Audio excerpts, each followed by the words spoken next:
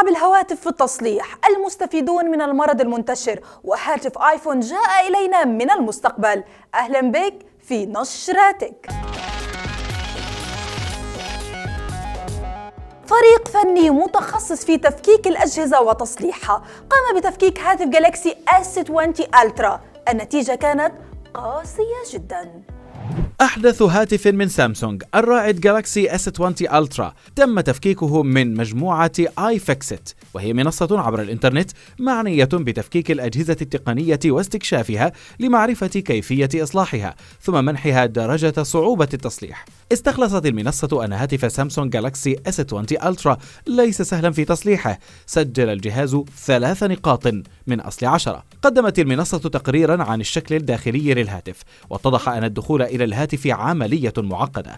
لاحظت منصة iFixit أن الغطاء الخلفي الزجاجي ليس سهلا في عملية الفك، مع العلم أن أولى عمليات إصلاح الهاتف أن تقوم بفك الظهر. الصعوبة الثانية هي عملية إلصاق البطارية في هيكل الهاتف، وذكرت المنصة أنه من الصعب إزالة البطارية عن الجهاز، ولا يقل تصليح الشاشة صعوبة حين تتعرض للعطل أو الكسر، فمن الصعب استبدالها. برغم ذلك هناك أخبار إيجابية قليلة حول هاتف S20 ألترا، وهي أن جميع براغي الهاتف متماثلة، ومن الجدير بالذكر أنها نفس الدرجة التي حصل عليها جالاكسي S10 في اختبارات مماثلة العام الماضي. المنصة أكدت أن هذه الصعوبة لا يعني أن الهاتف غير قابل للإصلاح، ولكن العملية صعبة ومكلفة. وعن أصعب الهواتف تصليحا وفقا للمنصة، احتل المرتبة الأولى هاتف Essential Phone، وذلك لأن منفذ USB-C ملحوم باللوحة الأساسية، ومع عدم وجود مقبس سماعة رأس يكون عليه الحمل أكثر. كمان هناك طبقات غير مرئية ومواد لاصقة شديدة، وهذا سيعرضه للتلف عند عملية الإصلاح. بينما ثانيا جاء هاتف جالاكسي فولد القابل للطي بسبب ديناميكية الهاتف الصعبة في مفصل الشاشة وتعرضها للتلف. بينما على النقيض فيما يتعلق بهواتف آيفون فأغلبها سهل التصليح، فجميعها حصلت على 6 نقاط فما فوق. مصائب قوم عند قوم فوائد. هناك متضررون من المرض المنتشر هذه الأيام، لكن هناك مستفيدين. دعونا نتعرف عليهم.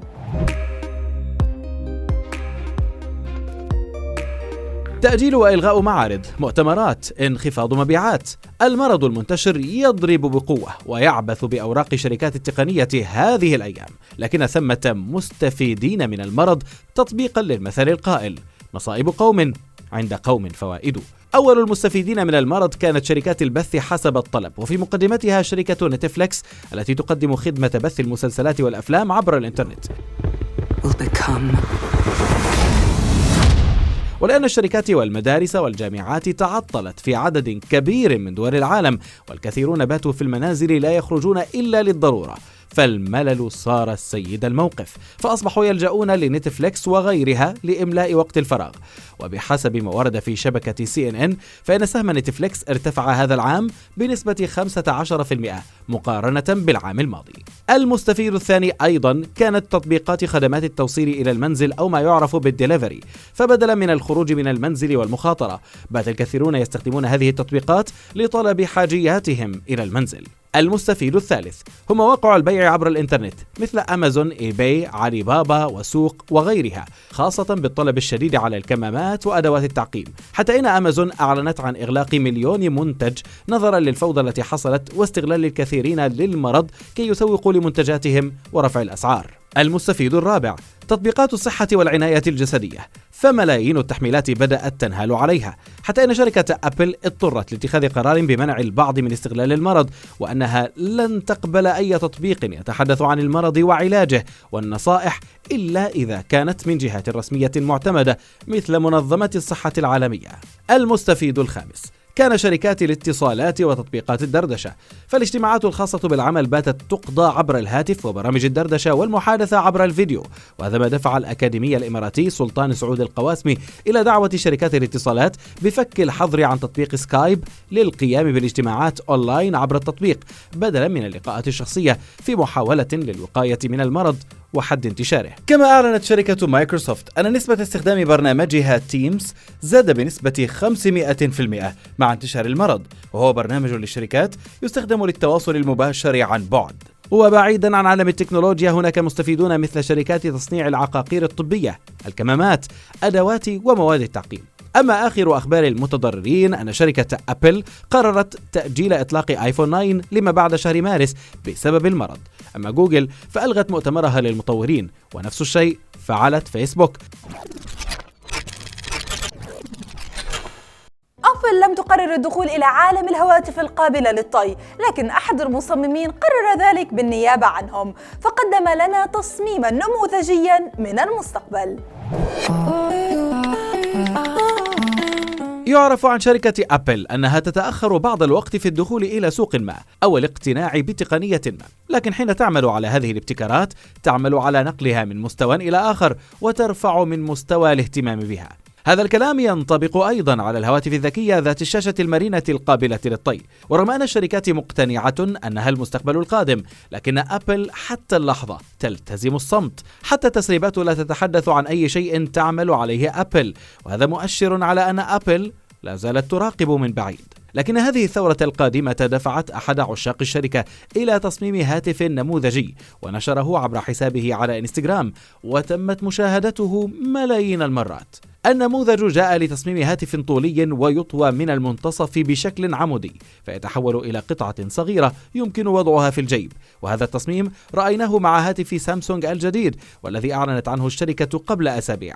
على الشاشة الخارجية من الأسفل يظهر نوتش يحتوي على كاميرات تستخدم لالتقاط السيلفي أيضا، كما تحتوي على مستشعر التعرف على الوجه فيس آي دي. وعند فتح الهاتف تم لمس الشاشة الخارجية بخفة وإيماء إلى الأعلى، ثم ارتفعت إلى الأعلى دون أي نوتش أو كاميرات على الشاشة الداخلية الطويلة، والإطار ظهر نحيفا. ويتضح أن الهاتف يعمل بنظام iOS.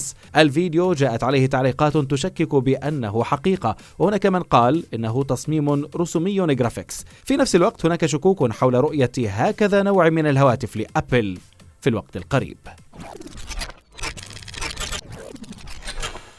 سؤال الأسبوع كان لمتابعينا عن رأيهم في هاتف فيفو إيبكس 2020، والذي تجدون تقريرنا المفصل عنه من خلال الرابط أسفل الفيديو. أبدى غالبية المتابعين إعجابهم بتصميم الجهاز، فالكاميرا أسفل الشاشة كانت من التقنيات المنتظرة بقوة مع الأجهزة، ونجاح فيفو في تقديمها مع هذا النموذج يدل على قوتها في تقديم التقنيات الثورية، فقد سبق وقدمت ابتكارات متنوعة مثل الكاميرا المنبثقة. وكتب أحد المتابعين معلقا: أخيرا لا نوتش ولا ثقب ولا كاميرا منبثقة. أما عن تقنيات الشحن اللاسلكي على الهاتف، فيتوقع العديد أن هذه التقنية سيتم اعتمادها في الهواتف بالمستقبل القريب، وهي خطوة ممتازة وستشكل نقلة نوعية في عالم الهواتف الذكية. وقال الأخير: الغريب في الأمر أن عمالقة الشركات لم تقدم مثل هذه النماذج الثورية، وركزت على تطوير وتحسين أجهزتها فقط، بغض النظر عن الابتكار الذي وصل مع الهواتف القابلة للطي. الفائزون الخمسة بمسابقة أجمل صور لهذا الأسبوع: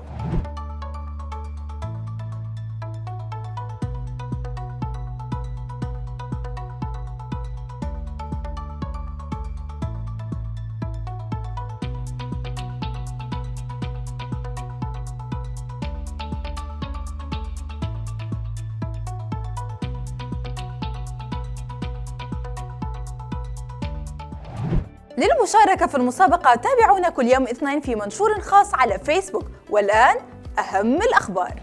شركة وندر شير تقدم موقعا جديدا موبايل ترانسفير مع خصم بنسبة 20% على خدماتهم عند الشراء من موقع الإيفنت الخاص بهم. ادخل الموقع الذي تركناه بالرابط أسفل الفيديو وأجب عن 8 أسئلة عن سامسونج، وشارك نتيجتك على الفيسبوك باستخدام هاشتاج موبايل ترانس سامسونج والذي يظهر أمامك الآن على الشاشة وتركناه أسفل الفيديو. السحب سيكون بتاريخ 20 مارس على الصفحة الرسمية لموبايل ترانسفير على الفيسبوك. الشركة تقدم تطبيقا لنقل البيانات والملفات بسرعة فائقة من كافة أجهزة iOS وأندرويد إلى هواتف سامسونج، ومشاركة أكثر من 18 نوع من البيانات. رابط تحميل التطبيق في الوصف أسفل الفيديو.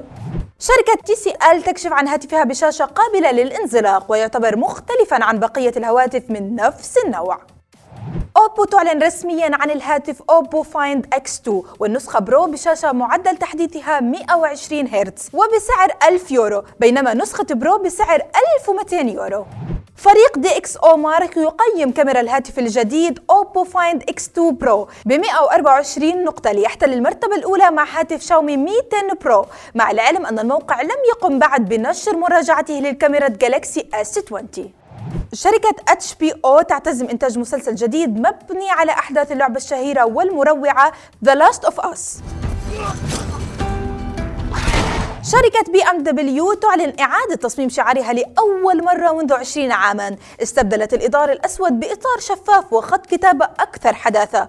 البعض يرى أن التغيير يعتبر سيء بغياب اللون الأسود، والآخر اعتبره تصميما عصريا. لايك وشير لدعمنا، ولا تنسوا تفعيل جرس التنبيهات. إلى اللقاء.